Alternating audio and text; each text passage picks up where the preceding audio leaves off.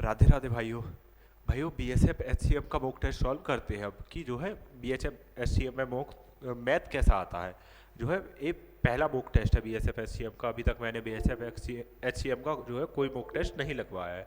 तो और भाइयों बीएसएफ एचसीएम के बारे में बता दूं मैं आपको कि बीएसएफ एचसीएम की बहुत अच्छी जॉब है, बहुत अच्छा जॉब प्रोफाइल है। जब हम पीओपी में गए थे ना, इधर शिवपुरी बीएसएफ एचसीएम वालों की जो पिछली बार जो है अलग अलग हुए थे, इस बार बीएसएफ नहीं लिए हैं सारे।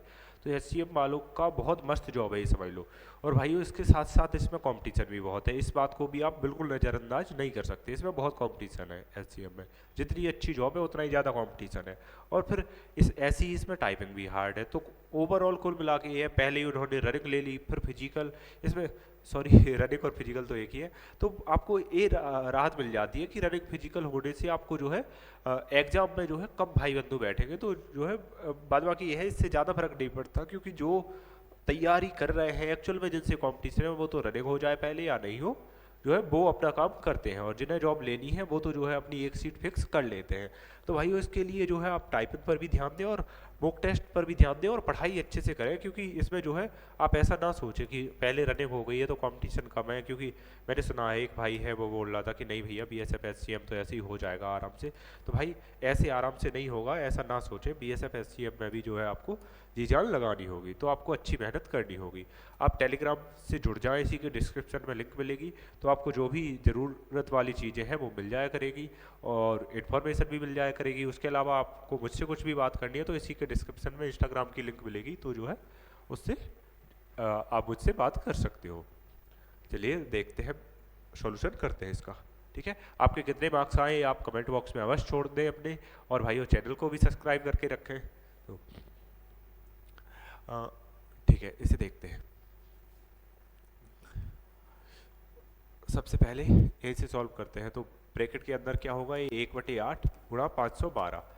यहाँ से ओवरऑल कितना बचेगा, यहाँ बचेगा 64। इसके बाद माइनस, यहाँ से कितना बचेगा, यहाँ से ये भाग देंगे इसमें तो 5/5 और यहाँ जाएगा मतलब 50। तो यहाँ से कितना बचेगा 10, और ये 10 होगा माइनस का, इसका मतलब 10 प्लस का हो जाएगा गुणा 6।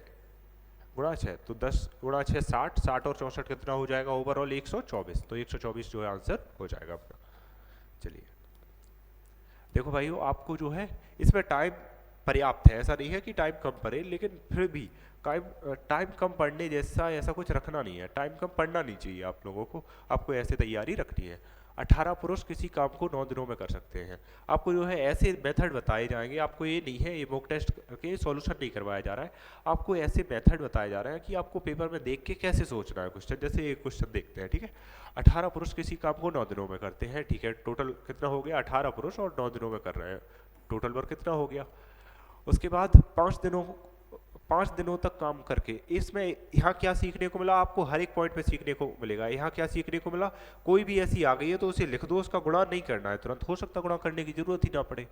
5 दिनों तक काम करने के बाद 6 और पुरुष उनसे जुड़ते हैं। 5 दिनों तक काम, अब 5 दिनों तक काम किया 18 पुरुषों ने, कितना काम करेंगे, 90 काम कर देंगे, ठीक है। 90 काम कर दिया, 6 और पुरुष जुड़ गए, 18 और 6 अब 22 पुरुष हो गए, 22 पुरुष हो गए हैं। तो इसमें से 90 माइनस करेंगे, 90 माइनस करेंगे, इसका मतलब जो है इनका मल्टीप्लाई, लेकिन मल्टीप्लाई क्यों करना है, 9 कॉमन ले लो इसमें से।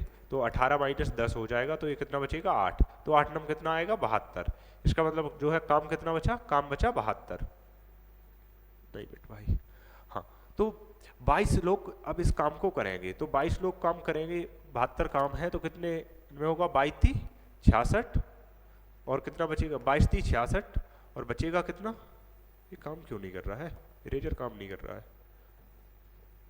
22 66 और कितने, 4 और 2 6, कितने बचे 22 66, 4 और 2 6 बचेंगे, 6/22।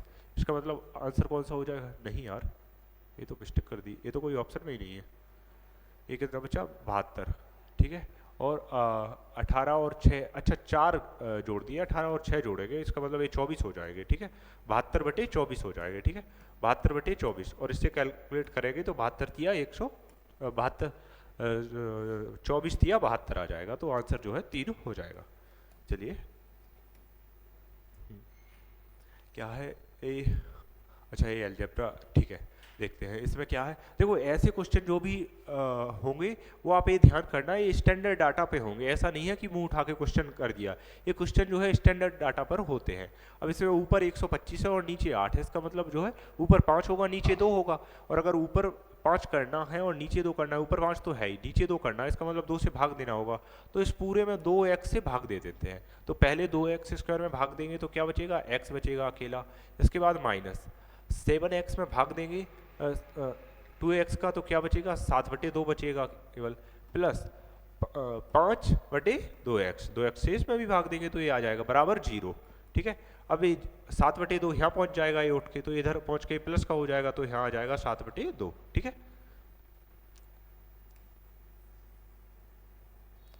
ठीक है। अब इससे आगे देखते हैं, जो है इससे आगे देखते हैं। तो उन्होंने क्या बोला है, इसका क्यू करना है। ठीक है, अब इसका क्यू का फॉर्मूला आपको पता होना चाहिए, नहीं है पता तो आप टेलीग्राम पर जाना और जो मैथ का डे वाला वो डे वाले सेक्शन में जाना है, ऐसे सर्च वहाँ इमेज पे पहुँच जाना और फिर उसमें देखना, उसमें जो है ये आपको मिल जाएंगे, और जिसकी भी कमी होगी वो भी मैं डाल दूंगा।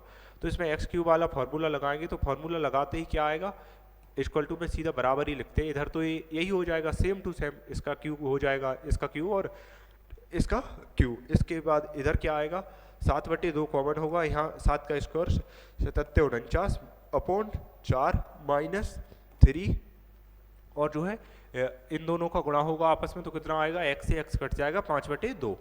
ठीक है, तो पंक्ति 15/2, 15 दूनी 30/4, तो यहाँ से ओवरऑल कितना हो जाएगा 30/4। ठीक है, यहाँ से बचेगा 19/4, 19/4 को कैलकुलेट करेंगे तो यहाँ कितना आ जाएगा, ये मिटाने का काम गलत चला गया यार। तो यहाँ से क्या कितना आएगा 19/4, और यहाँ से कितना आएगा 7/2। इसका मतलब क्या हो गया, ये 4 दूनी 8 और 19 7 7 नाम 63 हासिल 6 और 7 एकम 7, 6 दूनी 12 और 1 13। ठीक है, ठीक है। अब इसे कैलकुलेट कर लेते हैं, तो इसे कैलकुलेट करेंगे, 8 से काटेंगे तो कितना आएगा, 8 से काटने पे 8 एकम 8, कितना बचा 5, 8 से 48 6, तो ये आ जाएगा अपना आंसर। ठीक है, जो है ये पेन तो दिख रही है, हाँ ये हो जाएगा आंसर। आपको यहाँ थोड़ा समझ नहीं आया होगा, यहाँ मैं क्लियर किए देता हूँ आपको। तो बाद बाकी ये है जहाँ भी समझ नहीं आया अगर आप जो है वहाँ वीडियो रिपीट करके देख लिया करें। यहाँ फॉर्मूला क्या होता है, इसका फॉर्मूला होता है जो इधर इसे बोलते हैं ए, तो यहाँ फॉर्मूला होता है ए कोष्टक में ए स्क्वायर माइनस 3, और जो इन दोनों का मल्टीप्लाई होता है, ए इन दोनों का मल्टीप्लाई, तो ये एक्स और वाई, ये फॉर्मूला होता है। तो यही फॉर्मूला रखा है, यहाँ लिखा है 3 मल्टीप्लाई एक्स वाई रख दिया है यहाँ, तो इन दोनों का मल्टीप्लाई करके क्या आएगा 5/2, क्योंकि ये एक्स से एक्स कैंसिल हो जाएगा। तो बस वही सॉल्व करके जो है यहाँ ये आंसर आ गया है। तो अपना आंसर कितना आया 16 से ही, यानी कि ऑप्शन बी। नहीं आया हो समझ तो आप रिपीट करके देख लेना, बाद बाकी इस क्वेश्चन में कुछ है नहीं, केवल फॉर्मूला पे है। तो बाद बाकी अगर वैसा होता तो मैं समझाता भी आपको। वस्तु का विक्रय मूल्य 2300 है। ठीक है, प्रतिशत लाभ पर 25% है। विक्रय मूल्य 2300 है, प्रतिशत लाभ पर 25% है। यदि उसी वस्तु को दोबारा इतने रुपए में बेचा जाता है तो हानि प्रतिशत बताएं। देखो विक्रय मूल्य कितना है 2300 है, ठीक है, और उस पर लाभ 25% है। 25% लाभ का मतलब क्या है 4 से 5, तो इसे अगर 5 से 4 कर देंगे तो ये एक्चुअल में जो सीपी है वो आ जाएगा। और उसने बोला क्या है दोबारा उसे 1656 में बेच रहा है, 1656 में बेच रहा है, तो एक्चुअल में सीपी कितना आएगा, 5 से कैंसिल करेंगे तो एक 2 जीरो जाएंगे तो क्या आएगा 20,500, और ये आ जाएगा 4 दूनी 8 80, तो 80 का 23 में गुणा कर लेंगे। 23 अट्ठे अगर आपको डायरेक्ट याद है तो लिख सकते हो, बाद बाकी नहीं तो मल्टीप्लाई कर लो। 0 38 24 हासिल 2, 8 दूनी 16 और 2 18, ये आ जाएगा 1840। और इसमें से कितना माइनस कर देंगे ये जाएगा, तो इसमें देख लेते हैं ऑप्शन 10 6 6 10। देखो हाँ ये दिख गया। देखो ए जो है एक्चुअल में ए अपना सीपी है, सीपी कौन सा है, ए सीपी है और ए एसपी है। ठीक है, अब सीपी से एसपी का अंतर कितना है, वही जो है इन्होंने जो है लाभ या हानि उठाई होगी, तो इतना तो सिंपल है कि हानि उठाई है क्योंकि 1800 से 1600 में, लेकिन कितनी हानि उठाई है अगर आप अच्छे से तीखी वाली निगाह से देखोगे, बहुत तेज निगाह से, तो ये 10% काट दोगे तो इसमें से 4 जाएगा और इसमें से 4 जाएगा, तो यूनिट डिजिट फिक्स मैच कर रहा है, और 184 1840 में से घटाओगे तो वही बचेगा, तो 10% की हानि जो है हो जाएगी, 10% की उसने हानि उठाई है। ठीक है, 800 की राशि साधारण ब्याज की दर से 8 वर्षों में 1200 हो जाती है। समान ब्याज दर से 6 वर्षों के लिए साधारण ब्याज कितना होगा? ठीक है, देखो 8 वर्षों में कितना बढ़ रहा है, 800 से 1200 हो रहा है, मतलब 400 बढ़ रहा है। तो एक वर्ष में कितना बढ़ रहा होगा, को 32 अड़पन 40, 50 रुपये बढ़ रहा होगा। तो उसने बोला है 6 वर्षों में, तो 6 में कितना बढ़ेगा, 6 का मल्टीप्लाई कर देंगे तो आंसर कितना हो जाएगा, 300। 6 पंजे 30, 300 आंसर हो जाएगा। एक दुकानदार 60 किलोग्राम 80 किलोग्राम वाले दो मूल प्रकार के चावलों को ठीक है अनुपात में मिलाता है ताकि मिश्रण का 75 रुपये हो जाए। देखो ऐसे क्वेश्चनों को आपको ये देखना है, एक कम है एक ज़्यादा है और एक बीच का है, तो इसमें सिंपल सी बात, सीधा एलिगेशन लगा दो उठा के। तो बाद बाकी ये लैंग्वेज पढ़ने से समझ आता है, लेकिन अगर आपको नहीं आता है तो जो है आप एलिगेशन लगा सकते हो, तो एलिगेशन लगा सकते हो। चलिए एलिगेशन लगाते हैं इसमें, ठीक है। इसमें एलिगेशन लगाया तो इसमें एलिगेशन लगाने पे यहाँ कितना आएगा 5 और यहाँ कितना आएगा 5, 75 ही है ना, हाँ यहाँ भी जो है 5 आएगा, 5 नहीं यहाँ 15 आएगा। तो क्या आएगा 1:3, 1:3 हो जाएगा आंसर। क्या हो जाएगा 1:3। कोई दुकानदार किसी वस्तु की कीमत को इस तरह से अंकित करता है कि 22% की छूट देने के बाद 11% का लाभ मिलता है। एक तो उसने 22% की छूट दे दी, मतलब 78। ACP से MP वो फॉर्मूला वाला है, अगर आपने GD के मॉक टेस्ट लगाए होंगे तो ये क्वेश्चन बहुत करवाए हैं मैंने। तो कितनी जो है 22% की छूट देने के बाद 11% का लाभ, मतलब 111, ठीक है। यदि अंकित मूल्य 888 है, ठीक है, तो उस वस्तु का क्रय मूल्य ज्ञात करें। तो 111 से 888 काटेंगे कितनी बार, 8 बार जाएगा, तो यहाँ से 8 का मल्टीप्लाई कर देंगे तो आंसर कितना आएगा लास्ट में, 8 × 64 आ जाएगा, तो 624 जो आंसर हो जाएगा। 40,000 की एक धनराशि किस प्रतिशत दर पर 2 वर्षों में इतने रुपए हो जाएगी, जहां ब्याज वार्षिक रूप से चक्रवृद्धि किया जाता है, ठीक है। तो देखो 2 वर्ष की बात हो रही है और कितनी हो रही है, 400 से 441 हो रही है, 400 से 441। और ये आपको क्या डायरेक्ट नहीं दिख रहा है कि 20 और 21 का स्क्वायर है, 2 वर्षों में हो रही है, 20 और 21 का स्क्वायर है, और 20 पे 1 बढ़ने का मतलब क्या होगा 5%। क्या होगा 5%। इसमें कुछ सरल क्वेश्चन दे दिए यार ज़्यादा, हाँ, लेकिन इसमें जो है इतना ही लेवल आएगा। ये और भी एक ही समय पर 10 और 20 किलोमीटर की गति से एक दूसरे की ओर चलना शुरू करते हैं। उनके बीच की दूरी 49 किलोमीटर है। आपस में मिलने से 5 मिनट पहले उनके बीच की दूरी कितनी है, तो ये 49 क्यों दिया है फिर। तो इसे देखो, इसे कैलकुलेट करने के लिए कुल मिला के देखना है कि ये 5 मिनट में दोनों कितने चल लेंगे। तो एक दूसरे की ओर चल रहे हैं तो स्पीड जुड़ जाएगी 30 किलोमीटर पर आवर, ठीक है। और इसने पूछा क्या है, मीटर में पूछा है, तो किलोमीटर से मीटर में जाएंगे, छोटे में जाना है, इसका मतलब 5/18 से मल्टीप्लाई। और कितने टाइम में, 5 मिनट में, केवल 5 मिनट में, 5 मिनट का में 60 का मल्टीप्लाई कर देंगे तो जो है ये सेकंड आ जाएगा। तो चलिए इसे जो है अब कैलकुलेट कर लेते हैं। तो कितना आएगा, 6 और 3 18, और यहाँ 5 25, तो 2500 जो है आंसर हो जाएगा। 2 जीरो है तो 2 जीरो लगा देंगे तो 2500 आंसर हो जाएगा अपना। एक ठोस गोले का आयतन ज्ञात कीजिए जिसका व्यास, ठीक है, इतना है, ठीक है। आयतन ज्ञात करना है वॉल्यूम, तो वॉल्यूम के लिए सबसे पहले तो 11 का मल्टीपल देखो, 8 और 3 11, और नहीं ये दोनों जोड़ेंगे, ये मिटेगा नहीं अब, अरे हाँ, 8 और 3 11 और 5 कितना होगा, 8 और 3 11 और 5 16, और 8 जाएगा नहीं होगा, 8 और 3 11 और 11 और 6 17, 8 जाएगा नहीं होगा, 8 और 3 11 और ये भी नहीं होगा, 8 और 3 11 और 8 दूनी 16, सॉरी 8 और 3 11, 8 दूनी 16 और 3 19, 19 ये हो जाएगा और 8 हो जाएगा, ये बचेगा, तो ये 11 से कट जाएगा क्योंकि इसमें 11 डिफरेंस बच रहा है। तो आप डिविजिबिलिटी रूल लगाएंगे तो ये जो है आंसर हो जाएगा अपना। क्या दिया, निम्न 5 तालिकाओं में 2 विषय दर्शाती है, ठीक है। इसने और पूछा क्या है, एन और एम का रेशियो, एन और एम क्या है, एन है छात्र 1 के 1 और 4 में कुल अंक, छात्र 1 के 1 और 4 में कितने आएंगे 72, और एम क्या है, छात्र 2 के विषय 3 और 5 में, छात्र 2 विषय 3 और 5 कितने आएंगे, 5 और 3 8, और 4 और 3 7, 78। तो कितने से कटेंगे, 13 6 78, और 13 हाँ 13 6 78 और 12 6 78, तो ऑप्शन ए ही आंसर हो जाएगा, ठीक है। दो क्वेश्चन निकल गए हैं। हाँ, किसी संख्या के 45% में से 30 घटाने पर परिणाम 150 आता है, तो संख्या का मान। देखो 30 घटाने पर 150 आ रहा है, और अगर 30 जोड़ देंगे तो इसका मतलब कितना 180, तो वो क्या होगी, वो 45% ही होगी। अगर 30 नहीं घटाएंगे तो वो संख्या 45% ही होगी। और 45 से इसे काट देंगे तो कितना जाएगा, 45 से काटेंगे, 45 दूनी 90, 45 चौको, तो आंसर क्या हो जाएगा 400। तो यह संख्या क्या होगी 400। ठीक है, अब देखते हैं चार क्रमागत विषम संख्याओं का औसत 8 है। यदि इनमें अगली विषम संख्या को भी शामिल कर लिया जाए तो इन 5 जो संख्याओं का औसत क्या होगा। ठीक है, देखो चार क्रमागत विषम संख्या है, इनका औसत 8 है। अब ये कितनी है विषम संख्या, इनसे कोई मतलब नहीं है कि 4 है, 8 है, 10 है। ये देखो औसत 8 है, और औसत 8 है, और यहाँ ध्यान दो विषम ऑड संख्या है, ऑड संख्या है।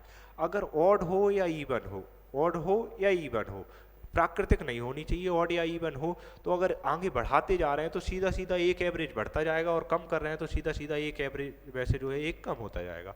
और अगर प्राकृतिक है तो 0.5 बढ़ता जाएगा, एक नहीं पूरा आधा बढ़ेगा, इधर भी जो है आधा कम होगा पहले। ये बात अगर आपने एवरेज पढ़ा है तो आपको भली भांति ये बात यहाँ तक ये समझ आ गई होगी।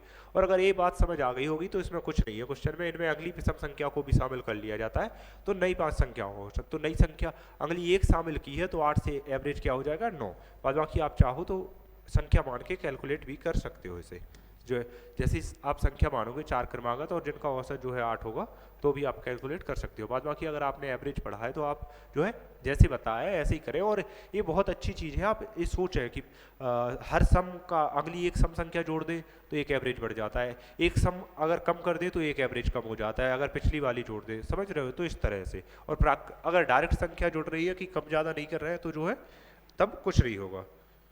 हमें लगता है यूपीएसआई हटा दिया गया है, ऐसा लग रहा है। हाँ भाई, ये किसी ने कमेंट किया है यूपीएसआई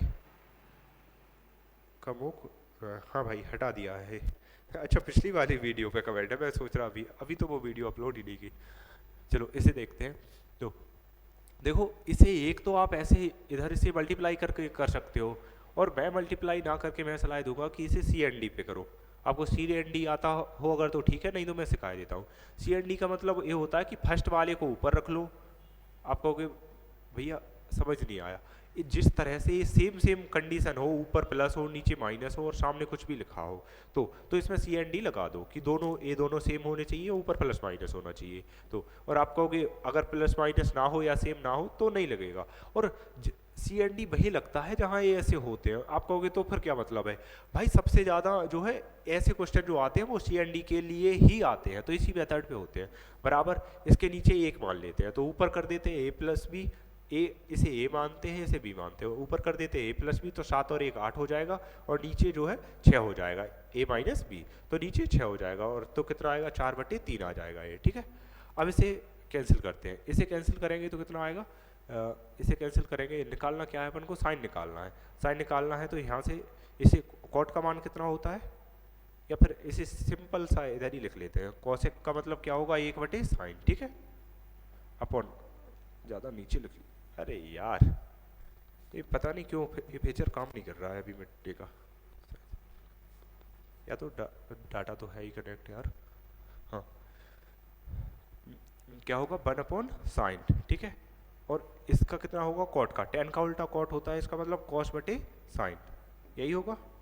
तो ये यहाँ पहुँच जाएगा और ये यहाँ पहुँच जाएगा, इसका मतलब साइन से साइन कैंसिल होगा, तो ये आएगा 1/cos इक्वल टू कितना आएगा 4/3। ठीक है, और 4/3 आएगा 1/cos, 4/3 1/cos आएगा। ये जो है इधर जाएगा तो क्या आएगा cos इक्वल टू 3/4 ये आ जाएगा। ठीक है, अब इसे जो है उसमें रख लेते हैं, क्या किसमें वो बना लेते हैं ट्रायंगल, राइट एंगल। ठीक है, तो इसका फॉर्मूला क्या होता है, नीचे क्या होगा कर्ड होगा, और जो है ऊपर क्या होगा आधार होगा। तो आधार क्या है 3, और इन दोनों को घटा देंगे तो लंबा आ जाएगा, तो क्या आएगा चच्चों को 16, 3 तिरके 9, इसका मतलब √7 जो है आ जाएगा ये।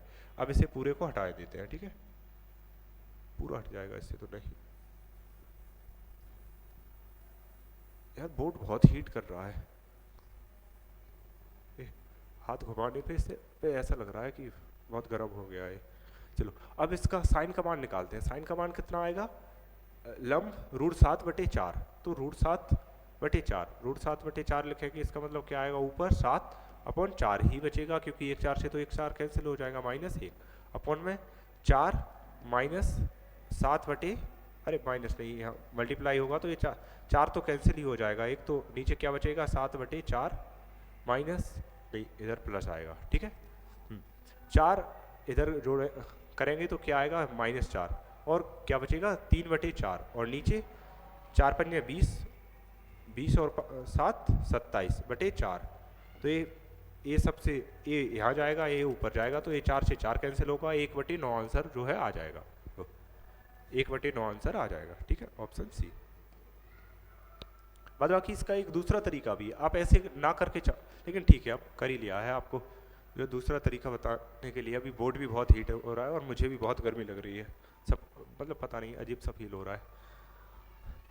धारा की दिशा में अब तो ऐसा लग रहा है कि छोड़ दूँ या जल्दी करवाऊँ, ठीक है जल्दी जल्दी कर लेते हैं। देखो भाई वो समझना आप, ठीक है। धारा की दिशा में एक मोटर बाइक 2 घंटे में 24 किलोमीटर चलती है, मतलब 1 घंटे में 12 किलोमीटर चलती होगी, और धारा के विपरीत 1 घंटे में 10 किलोमीटर चलती है, ठीक है। तो मोटर बोट की शांत जल में चाल बताता है, तो सिंपल सी बात है, इनका डिफरेंस कितना है 2, इसका मतलब जो है एक जो है धारा की चाल है, तो शांत जल में कितनी होगी 11 हो जाएगी, ठीक है। हाँ ये क्या है, प्रकाशन की पुस्तिका है, त्रिज्यखंड P4 और P6 द्वारा बनाए गए केंद्रीय कोण। P4 कहाँ है, ए रहा, और P6 ए रहा, तो कितना होगा 6 और 2 8 और कितना होगा 9 98 है, ठीक है। अब इसके द्वारा बनाए गए, ठीक है, तो इसे ओवरऑल रखते हैं और इसमें किसकी बात चल रही है डिग्री की, तो 360 डिग्री पे इसे कैलकुलेट कर देंगे। इसे जोड़ेंगे पूरा तो कितना आएगा, पेन चेंज करके इसे जोड़ते हैं पहले। हाँ देखो ये कितना होगा 36 और 24, 36 और 24 होगा 60, और 60 के बाद 60 दूनी 120, 60 दिया 180 और 2 182, 182 और इन दोनों को जोड़ देंगे, 182 और इन दोनों को जोड़ देंगे, तो 8 और 2 10, हासिल 1 9 3 27 और 1 28, इतना आ गया है, ठीक है। ये 0 से 0 कैंसिल हो जाएगा, और ये कितने कैंसिल कर दो इसे, 7 से कैंसिल होगा, तो यहाँ 7 से कैंसिल होगा, 7 एकम 7, 2 बचेंगे, 7 चौको 28 और यहाँ कैंसिल होगा 7 चौको 28, और 4 से यहाँ कैंसिल होगा, 4 नाम 36, तो 14 नम में जो है कितना हो जाएगा 126, तो 126 जो है आंसर हो जाएगा, ठीक है। एक बैग में 10 रुपए और 5 रुपए और 2 रुपए के नोट हैं, ठीक है, 10 5 और 2 रुपए के, ये क्या है नोट है ये, ठीक है, ठीक है। और बैग में 5 रुपए के नोटों का कुल मूल्य 2 रुपए के नोटों की तुलना में इतने रुपए अधिक है।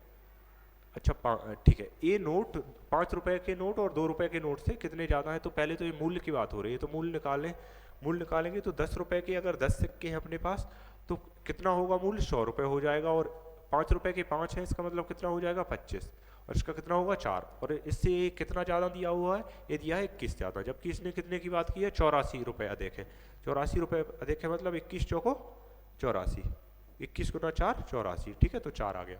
तो उसने बोला क्या है, तो 10 रुपए के कुल नोट, तो 10 रुपए के कुल नोट कितने हो गए, 10 रुपए की वैल्यू है 400, 4 का गुणा कर देंगे 400, तो कितने हो जाएंगे 10 रुपए के नोटों का कुल मूल्य, तो मूल्य कितना 400 ही हो जाएगा, मूल्य नोट की बात करेंगे तो 40 हो जाएंगे, मूल्य जो है 400 हो जाएगा। त्रिभुज ABC में, ठीक है, D ऐसा बिंदु है, ठीक है, देखो त्रिभुज ABC है, D इसे किस तरह से, ठीक है, इसे समकोण है तो नहीं, लेकिन ऐसे करने में थोड़ी आसानी होगी, ऐसे बना लेते हैं ये, लेकिन पहले से ही बता रहा हूँ इसमें समकोण दिया नहीं है और ना ही ये है, ठीक है।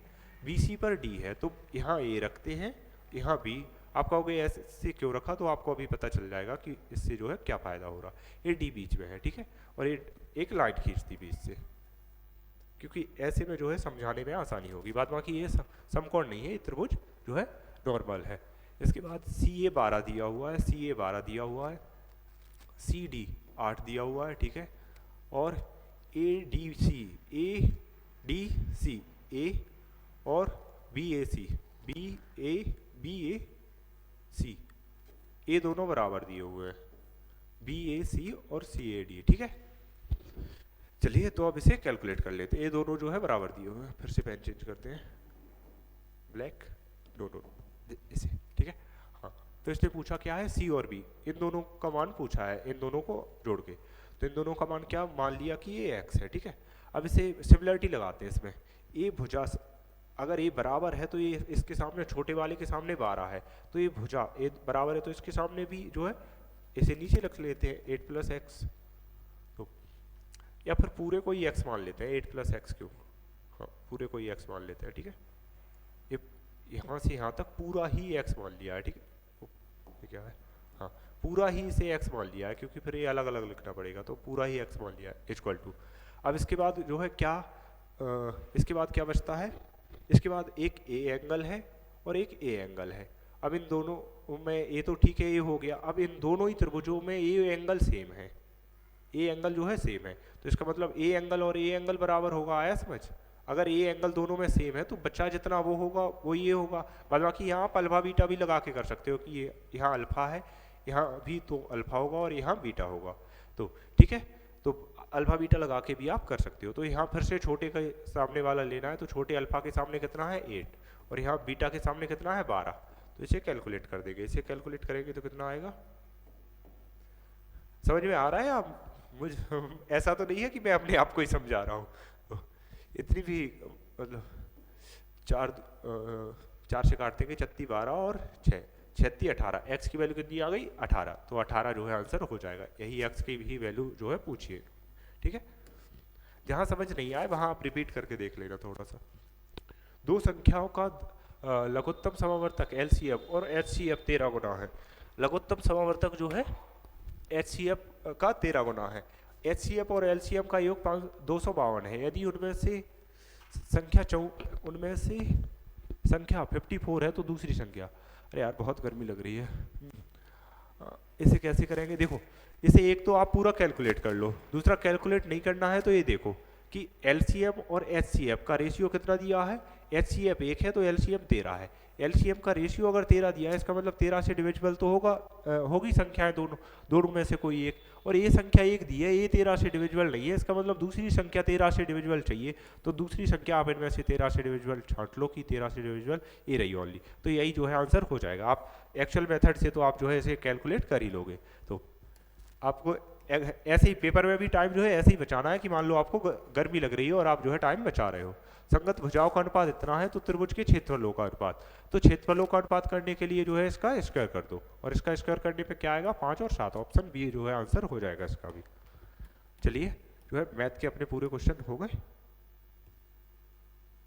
हाँ मैथ के पूरे क्वेश्चन हो चुके हैं, अब इसे सबमिट करते हैं। और भाइयों आपके नंबर कैसे आए हैं, इसमें कितने मार्क्स बन रहे हैं आप ये जरूर बताएं, और मॉक टेस्ट का एनालिसिस कैसा लगा आप ये भी जरूर बताएं। जो अपने इस बार पता नहीं क्या हो गया है, ऐसे जो है RWA पहली बार मॉक टेस्ट सबमिट करने पे बहुत भाइयों के मैसेज आए कि रैंक 1 ही दिखा रहा है, हर किसी की रैंक 1 दिखा रहा है। जब दोबारा खोलेंगे तो जो है यही कुछ और होगा, देखना इसमें क्या इसमें नहीं पता नहीं वो दिया नहीं है। तो भाइयों आपको मॉक टेस्ट का रिव्यू कैसा लगा कमेंट बॉक्स में अवश्य छोड़ें, और अपने मार्क्स भी अवश्य छोड़ें, और जो है अगर आप आगे भी कंटिन्यू ये रिव्यू चाहते हैं, पहली बार है HCF SCM का रिव्यू, तो जो है कमेंट बॉक्स में आप मुझे बोल सकते हैं कि भैया जो है आगे भी इसे कंटिन्यू रखो। चलिए दोस्तों राधे राधे।